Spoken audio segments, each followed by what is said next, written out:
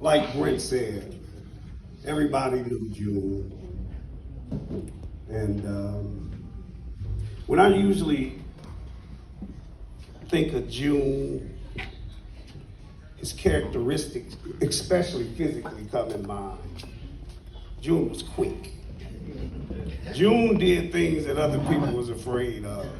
Now, being on that bottom tier with Brent, I didn't know a lot of the things that he did. So it was brought to me in stories, like of doing triple, double swing dives off the diving board. Just the swingy part, yeah. And doing all kind of things. Southside basketball was a standout. A lot of people remember that. But when you think of those things, you can't help but think of where did you get them things from? You know, it's amazing that when one leaves, or pass on, we'll think of all his greatest characteristics. That's what people know about June right now. But June was a man who persevered through any arena, any storm. And he had some bad ones. And as everybody knows me, I can relate with June. June had a tendency and a power to continue to fight and search for that spiritual guide. He fall, he picked strapping boots up and keep going again. I can relate with that, and I think a lot of people can relate with that. But I think the most important thing that kept June going is where he come from. And I'm not talking about Westfield. We all know about Westfield. I think as a people, one of the things that we fail to recognize that we used to recognize is ancestry. We used to think of our family members before us. You know, and you may say, why are we getting off into all that? You getting off in it when you say, boy, you talk just like your dad. You look just like your mama. That's that DNA that resides in us that will continue on. Now, so we have to, as a people, we have to continue to go back to the source of where we come from. Because as a people, right now, we're failing. We're failing. And look at some of the laws that's putting out against us right now. We only make up 2.5% of this nation's wealth and a population of 12.2. And that includes Mickey Minaj and LeBron James, all of us together in a nation that we built, that our ancestors, a lot of people are going back, go back there. I'm not going nowhere. My family, we all built this, and we're going to stay here. So, what happened to us? What diverted us from our ways that kept us alive hundreds of thousands of years over in Africa, which is otherwise known as Al-Kabulan. Most people don't know that. That was before Africa. Africa is named after Sepatus Romanus Africanus. We didn't even get the name that country. So, when you talk about ancestors, we used to sit our ancestors under what they call a bow tree, and we communicated with each other down through the line by stories. We was always a community in Africa. They say you can travel 3,000-4,000 miles and carry no food because from village to village, you was gonna get taken care of. Kind of like Westfield, but not like that. If you notice our art, African art, nobody ever signs it because it belongs to the community. We got away from that. We got into self. And these things happened to us first in the 7th century. See, everybody invaded the motherland. First, it was Islam. 15th century, the Portuguese invaded under Pope Nicholas V. They invaded, and now we're in a new land. You know, the amazing thing is this, when we talk about this. Now, get back to ancestry. So you have, let's give a few tribes. You have the Twa in Africa. You have the Hottentots, and you had different tribes over there. Okay? So you got, let's go back into the savannas of Africa. So you got slave number 1, he'll run left. Slave number 2 or 1 will run right. Both of them get captured. One of them end up in the shores of the United States. Okay? The other one may end up in the shore of southern India. It depends on where he got sold. To this very day, that one in the United States and our predecessors, us, would be Christians. But his brother, who got ended up in India. And to this day, he's a Buddhist. Now, what I'm trying to say is,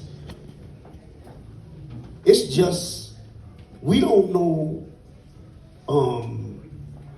anything about, what I'm trying to get at is, and not to go against religion or nothing, but you're a part of where you're born. Now think about it for a minute. We live in a Western civilization, European nation, which makes us Christians. If you was born in Japan, you would be, I think, a Buddhist. If you was in Iraq, you would be Muslim. You have no control over where you was born. So religion to me is just a culture. So disregarding that, I feel we should get back to some of our own ways, where we discussed our ancestors to these young ones. They need to know about the greatness of our people. I went into my buddy's house, and his ancestors is all on a white guy, beautiful guy. Get his shirt off his back. But his son was discussing at 8 years old, everybody on that wall. He was proud of his ancestral line. We forgot ours. We used to do those things. And if we don't, and y'all got them pictures of ain't so-and-so in them closets, black and white pictures with dust on them, bring them pictures out.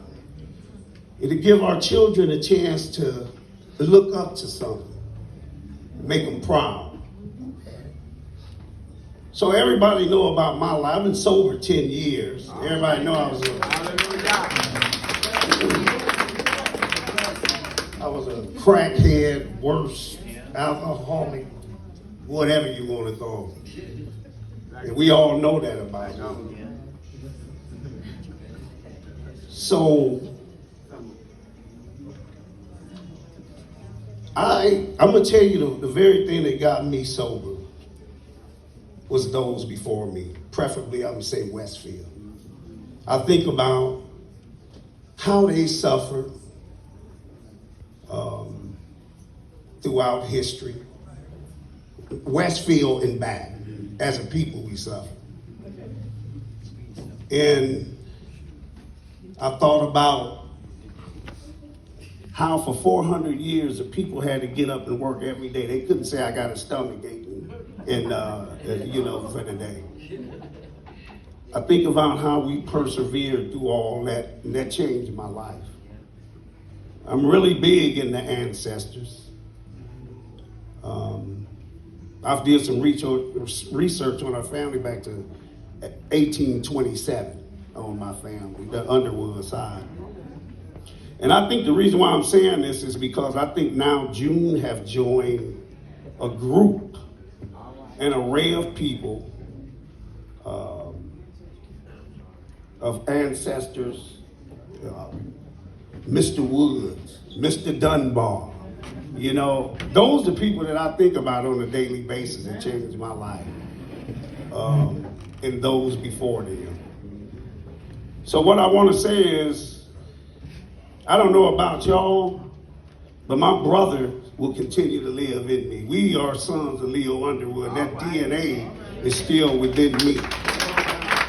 So I'll use June when I exercise, when I'm out there walking on the River Greenway. He's not going nowhere, just like I use Norwood, Goldsby, everybody from Westfield. It's constantly on my mind. It constantly keeps me strong every day.